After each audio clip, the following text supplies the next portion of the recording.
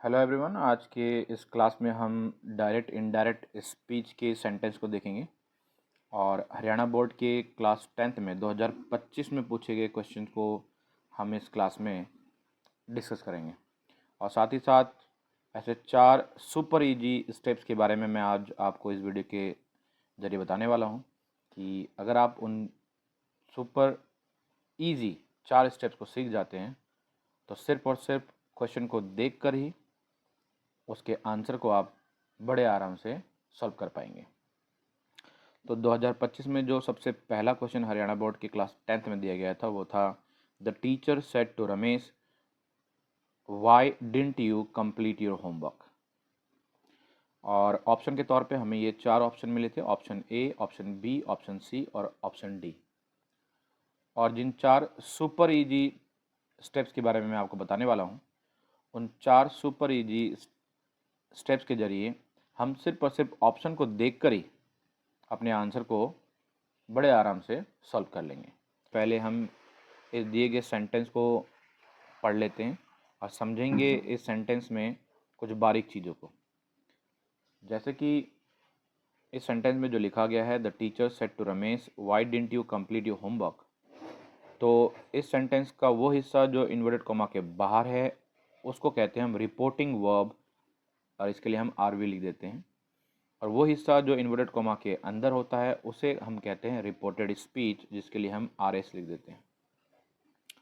तो याद रखिएगा, जब भी दिया गया सेंटेंस एक इंटरोगेटिव सेंटेंस हो, जैसे कि आप इस सेंटेंस को पढ़कर समझ चुके हैं कि ये एक इंटरोगेटिव सेंटेंस है जिसमें कि एक सवाल पूछा जा रहा है, तो जब भी इंटरोगेटिव सेंटेंस हो तो दिए गए सेंटेंस में जो रिपोर्टिंग वर्ब का सेट टू होता है उसे हमने चेंज कर देना होता है आस्क्ड में। ठीक है, यह है स्टेप नंबर 1। अब आप इस चारों ऑप्शन को अगर देखते हैं तो आप देखते हैं कि ऑप्शन सी में आस्क की जगह सेट टू का इस्तेमाल है। इसका मतलब ऑप्शन सी हमारा आंसर नहीं हो सकता। ठीक है, तो इस स्टेप नंबर 1 के जरिए हमने बड़े आसानी से एक ऑप्शन को तो कैंसिल आउट कर दिया। अब स्टेप नंबर 2 में बढ़ते हैं। स्टेप नंबर 2 में हमने कनेक्टर का इस्तेमाल करना होता है, यानी रिपोर्टिंग वर्ब और रिपोर्टिंग स्पीच के दोनों हिस्सों को आपस में जोड़ने के लिए। तो जैसा कि मैं आपको पहले बता चुका हूँ, ये सेंटेंस एक इंटरोगेटिव सेंटेंस है, यानी कि प्रश्नवाचक वाक्य है। तो जब भी रिपोर्टेड स्पीच में, यानी कि इस हिस्से में जो इन्वर्टेड कॉमा के अंदर है, रिपोर्टेड स्पीच में आपको उसकी शुरुआत में ही WH वर्ड मिल जाता हो। WH वर्ड यानी कि जैसे कि वाई, व्हेन, वेयर, इनमें से कोई भी, तब इस तरीके के सेंटेंस में आपने करेक्टर के तौर पे सेम WH वर्ड, यानी कि जो भी WH वर्ड वहाँ पर दिया गया है उसी को लिख देना है। तो यहाँ पे हमें WH वर्ड मिला है वाई, और इसी को हम यहाँ लिख देते हैं एज अ कनेक्टर। ठीक है ना। तो इस तरीके से अब हम जब ये जान चुके हैं कि स्टेप नंबर 2 में हमारा यहाँ कनेक्टर क्या होता है, तो आइए ऑप्शन को एक बार फिर से देखते हैं। तो सेंटेंस देखते हैं, द टीचर, जैसे कि मैंने बताया सेट टू यहाँ आस्क में चेंज होना है। तो देखिए question number option number A में लिखा हुआ है the teacher asked Ramesh why, तो ये हमारा ऑप्शन हो सकता है क्योंकि यहाँ करेक्टर के तौर पे वाई का इस्तेमाल किया गया है। दूसरी ओर देखें, जो ऑप्शन नंबर बी में लिखा है the teacher asked Ramesh if, तो यहाँ करेक्टर इफ़ का इस्तेमाल किया गया है। इस तरीके से हमें समझ गए कि ये ऑप्शन बी भी हमारा आंसर नहीं हो सकता है। तो इस तरीके से हमने बड़े ही ईजी वे में इन 2 स्टेप्स के जरिए ये समझ लिया कि कौन से 2 आंसर हमारे नहीं हो सकते इन दिए गए 4 ऑप्शंस में से। तो आइए अब बढ़ते हैं अब अपने तीसरे स्टेप की ओर। स्टेप नंबर 3 में हमने पर्सन को चेंज करना है। और याद रखिएगा कि इस जगह पर स्टूडेंट अक्सर बहुत सारी गलतियां कर जाते हैं। ठीक है, तो हमने स्टेप नंबर 3 में पर्सन को चेंज करना सीखना है, और इसके लिए मैं आपके लिए एक बहुत ही ईजी सा स्टेप लेके आया हूँ। उस स्टेप को आप बड़े ही ध्यान से देखिए ताकि आप इस जगह पे कोई भी गलती ना करें।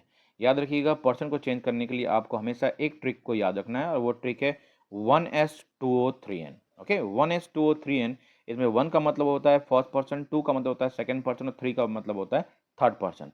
एस का मतलब होता है सब्जेक्ट, ओ का मतलब होता है ऑब्जेक्ट, और एन का मतलब होता है नो चेंज। आइए जब हम इस ट्रिक को जान चुके हैं तो इसको विस्तार से समझेंगे कि भाई आखिर ये 1s2o3n का हमने इस्तेमाल कैसे करना है दिए गए सेंटेंस में पर्सन को चेंज करने के लिए। तो याद रखिएगा, जब भी आपको दिए गए सेंटेंस में रिपोर्टेड स्पीच में, यानी कि ये हिस्सा जो इन्वर्टेड कॉमा के अंदर होता है, रिपोर्टेड स्पीच में जब भी आपको फर्स्ट पर्सन के तौर पे मिल जाता हो, आई, माई, मी, वी, आवर या अस में से कोई भी एक, तब उसे हमने चेंज कर देना होता है रिपोर्टिंग वर्ब में आए हुए सब्जेक्ट के अकॉर्डिंग। और यहाँ हमारा रिपोर्टिंग वर्ब है और इसका सब्जेक्ट है द टीचर। ठीक है, उसी तरीके से अगर हम इस सेंटेंस में देखते हैं तो हम ये देखते हैं कि दिए गए सेंटेंस में फर्स्ट पर्सन के तौर पे हमने आई, माई, मी, वी, आवर, अस कोई भी ऐसा हमें पर्सन नहीं मिला जिसको हमने चेंज करना है।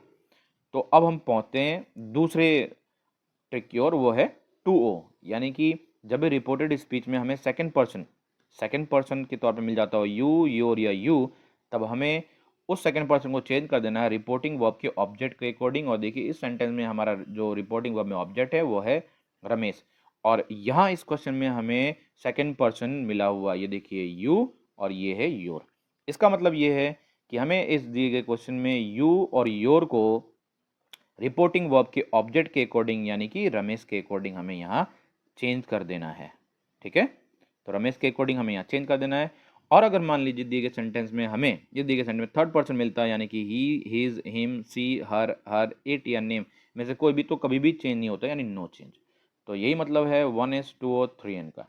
अब जब इसको हम डिटेल से समझ चुके हैं तो आइए हम देखते हैं कि इसका इस्तेमाल हमने किस तरीके से पर्सन को चेंज करने के लिए करना है। जैसा कि मैं आपको ऑलरेडी बता चुका हूँ, इस दिए गए सेंटेंस में हमने इस यू और योर को चेंज करना है रिपोर्टिंग वर्ब के ऑब्जेक्ट यानी रमेश के अकॉर्डिंग। तो इसके लिए आपको क्या करना है, आपको एक छोटा सा बॉक्स बना लेना है और वहाँ 3 केस को लिखना है, जो कि नॉमिनेटिव केस, पॉजिटिव केस और ऑब्जेक्टिव केस। और आपने करना क्या है, जिस भी पर्सन को आपने चेंज करना होता है उसको आप वहाँ उसके केस के अकॉर्डिंग लिख दीजिए। जैसे कि यहाँ हमने चेंज करना है यू को, तो यू का जो नॉमिनेटिव केस होता है वो होता है यू, जिसको मैंने यहाँ लिख दिया। यू का पॉजिटिव केस होता है योर, जिसको मैंने यहाँ लिख दिया। और यू का ऑब्जेक्टिव केस होता है यू, जिसको मैंने यहाँ लिख दिया। उसके बाद आपने करना क्या है, करना ये है कि जिस भी आपने पर्सन को चेंज करना है उसको लिख देने के बाद उसको रिपोर्टिंग वर्ब के अकॉर्डिंग या तो सब्जेक्ट या तो ऑब्जेक्ट के अकॉर्डिंग अगर चेंज करना है तो ठीक उसके नीचे आपने उसी को लिख देना है। यानी जैसा कि मैंने आपको बताया, इस दिए गए सेंटेंस में यू हमारा सेकंड पर्सन है, इसलिए ये रिपोर्टिंग वर्ब के रमेश के अकॉर्डिंग बदलेगा जो कि ऑब्जेक्ट में है, तो मैंने उसे भी यहाँ लिख दिया। देखिए रमेश, क्योंकि रमेश एक लड़का है तो ही का इस्तेमाल हम कर लेते हैं यहाँ पे। तो इसका जो हमने तीनों केस है उसको उसके अकॉर्डिंग लिख देना है। जैसे कि रमेश का नॉमिनेटिव केस हो जाएगा ही, पॉजिटिव केस हो जाता है हिज और ऑब्जेक्टिव केस हो जाता है हिम। हमने इस तरीके से एक छोटा सा बॉक्स बना लेना और जिस पर्सन को हमने चेंज करना है और जिस पर्सन के अकॉर्डिंग चेंज करना है दोनों को वहां लिख देंगे। अब हमने करना क्या, देखिए बहुत ही आसान ये रूल है, बहुत ही आसान सा ये ट्रिक है। इससे आप कभी भी पर्सन में जो कंफ्यूज हो जाते हैं वो कभी भी आप गलती नहीं करेंगे। तो आपने करना क्या है, जिस भी पर्सन को चेंज कर देना उसको आपने वहाँ कट कर देना। तो देखिए मैंने यहाँ यू को कट कर दिया है और ठीक उसके नीचे ये एरो का साइन आपको दिख रहा होगा, ठीक उसके नीचे जो भी पर्सन आता है आपने उसका इस्तेमाल करना है। यानी कि इस यू की जगह हमारा ही लिखा जाएगा। ठीक है, तो आइए ऑप्शन में देखते हैं, क्योंकि अब हमारे पास दो ही ऑप्शन है, ऑप्शन ए और ऑप्शन डी। इसमें देखते हैं कि हमारा जो कनेक्टर है वाई के बाद किन किन सेंटेंस में ही लिखा हुआ है। तो देखिए यहाँ वाई के बाद ही लिखा है तो ये भी हमारा आंसर हो सकता है, और यहाँ डी में भी वाई के बाद ही लिखा है तो ये भी हमारा आंसर हो सकता है। लेकिन आइए दूसरे पर्सन को भी देख लेते हैं। यहाँ पे योर, ये भी सेकंड पर्सन है, तो मैंने क्या कहा था कि इसके भी हमने केस को लिख देना है, किस केस के अकॉर्डिंग हम इसको यहाँ लिख देंगे। तो वही यहाँ पे वही है, यू नॉमिनेटिव केस में, योर पॉजिटिव केस में और ऑब्जेक्टिव केस में इसका यू बन जाता है। तो हमने करना क्या है, क्योंकि योर सेकंड पर्सन है ये भी ऑब्जेक्ट के अकॉर्डिंग बदलेगा रिपोर्टिंग वर्ब में, तो ऑब्जेक्ट में हमारा रमेश ही है, तो फिर हमने उसी को यहाँ लिख देना है, यानी कि ही, हिज और हिम उनके केस के अकॉर्डिंग। अब आपने करना क्या है, वही जो मैंने ट्रिक बताया, आप जिस भी पर्सन को चेंज कर रहे हो उसको आपने यहाँ काटना है। तो देखिए योर हमारा पॉजिटिव केस में, तो योर को मैंने यहाँ काट दिया, उसका ठीक नीचे आपने देखना कौन सा पर्सन आया है, तो उसके ठीक नीचे हमें पर्सन मिल गया हिज, यानी कि यहाँ योर चेंज होकर हिज बन जाएगा। देखा आपने कितनी आसानी से हमने अपने इस पर्सन को चेंज कर लिया। आइए अब ऑप्शन में देखते हैं कि भाई कि दूसरा हमारा जो पर्सन वो हिज दिया गया है या नहीं दिया गया। तो हाँ, ए ऑप्शन में भी हमें हिज मिला है यहाँ पर्सन, और डी में भी हमें हिज मिला है, यानी कि दोनों में से कोई भी हमारा आंसर हो सकता है। कौन सा आंसर है अभी हमें पता नहीं है। लेकिन हमें अभी तक तो पता नहीं है। लेकिन जिस स्टेप के बारे में मैं आपको बताने वाला हूँ, उस स्टेप को सीखने के बाद आप बड़े आसानी से ये बता देंगे कि हमारा करेक्ट आंसर क्या होगा। ठीक है, तो देख लिए यहाँ उस सेंटेंस को एक बार फिर से देख लेते हैं। जो हमारा सेंटेंस है, the teacher said to Ramesh why didn't you complete your homework, और ये हिस्सा रिपोर्टिंग वर्ब है और ये हिस्सा रिपोर्टेड स्पीच। तो आइए बात करते हैं आपने सबसे इम्पॉर्टेंट स्टेप यानी कि स्टेप नंबर 4 को। और ये सुपर इजी स्टेप, एक ऐसा स्टेप है जिसके जरिए आप बड़े आसानी से अब ये समझ जाएंगे कि आपका आंसर ए ऑप्शन होगा या डी होगा। तो देखिए क्या है कि ये जो स्टेप नंबर 4 है, इसमें हमने टेंस को चेंज करना होता है।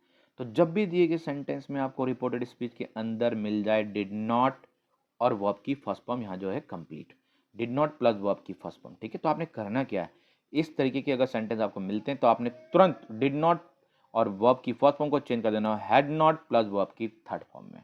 ठीक है, तो क्या करेंगे आप, डिड नॉट प्लस वर्ब की फर्स्ट फॉर्म मिल जाए तो आपने तुरंत उसको चेंज कर देना हैड नॉट प्लस वर्ब की थर्ड फॉर्म। तो आइए अब देखते हैं ऑप्शन ए और ऑप्शन डी में कि had not plus third form कहाँ दिया गया है, ऑप्शन ए में या ऑप्शन डी में। पहले हम देखते हैं ऑप्शन डी में। तो देखिए ऑप्शन डी में लिखा हुआ the teacher asked Ramesh why he, लिखा हुआ डिड नॉट कंप्लीट।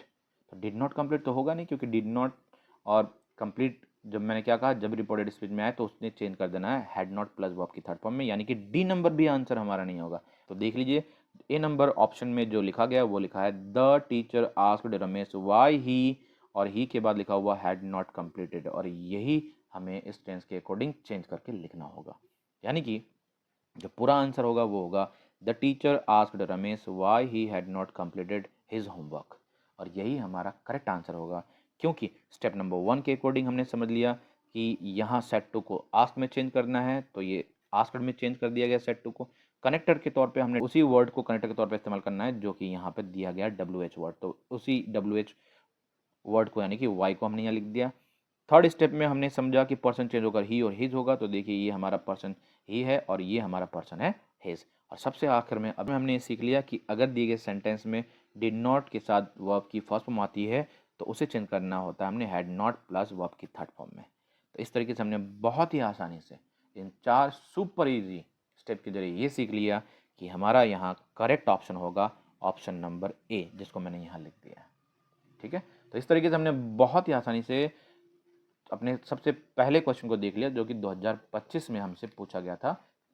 चलिए तो आइए अब हम अपने दूसरे क्वेश्चन को देखते हैं। दूसरे क्वेश्चन के तौर पे हमें मिला था Yasika said I don't like watching horror movies. तो इस क्वेश्चन को भी हम अपने 4 सुपर इजी स्टेप्स के जरिए स्टेप बाय स्टेप सॉल्व करके देखेंगे। तो सबसे पहले स्टेप नंबर 1 के तौर पे आपने देखना है कि रिपोर्टिंग वर्ब में जो सेड अगर कभी भी आपको दिया रहता है तो आपने उसे चेंज तो नहीं करना है। ठीक है, उस सेड को आपने वैसे का वैसा लिख देना है। तो इस तरीके से हमें मिल गया स्टेप नंबर 1, और इसके जरिए हम अपने ऑप्शन को देखेंगे। तो आइए अब हम देखते हैं अपने यहाँ 4 ऑप्शन को जो कि हमें यहाँ दिए गए हैं।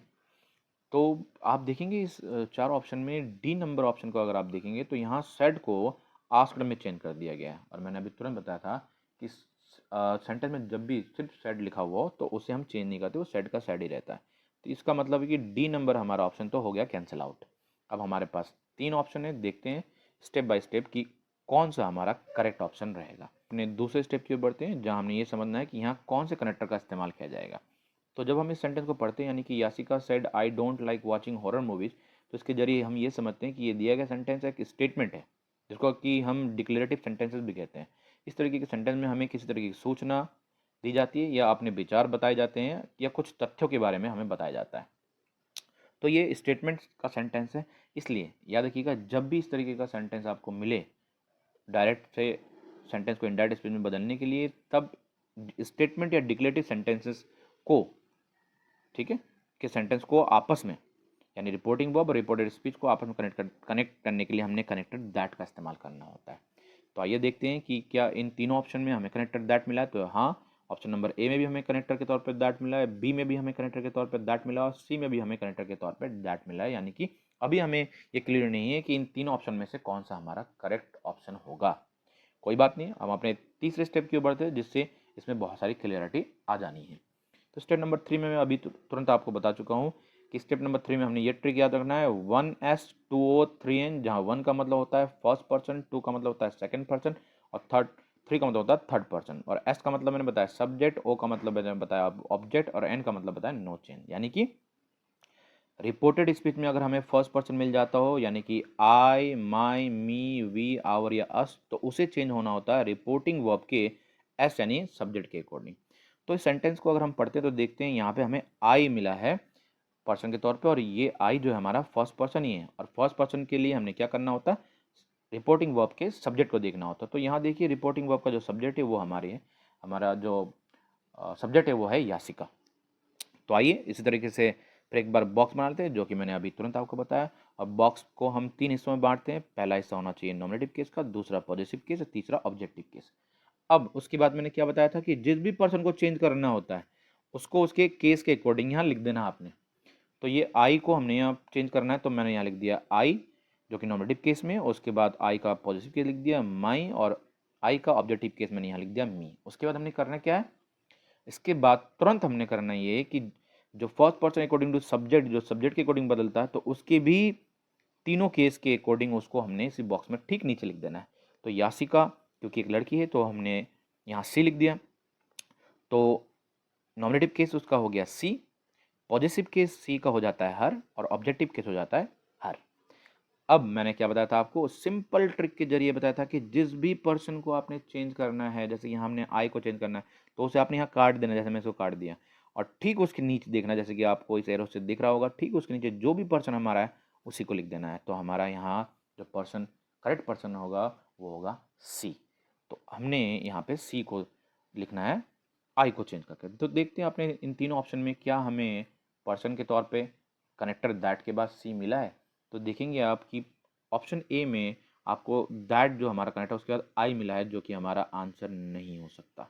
ठीक है, लेकिन बी नंबर और सी नंबर में आप देखेंगे बी और सी ऑप्शन में कि आपको यहाँ पर जो सब्जेक्ट जो यह पर्सन चेंज करा गया है उसको सी में चेंज कर दिया गया, यानी कि इन दोनों में से हमारा एक आंसर जरूर होगा, ऑप्शन बी या ऑप्शन सी। तो इसके लिए हमें क्या करना है, इसके लिए हमें अपने चौथे स्टेप की ओर बढ़ना है, और इस चौथे स्टेप के जरिए बड़े आसानी से हम समझ जाएंगे कि बी या सी में से हमारा करेक्ट ऑप्शन क्या होगा।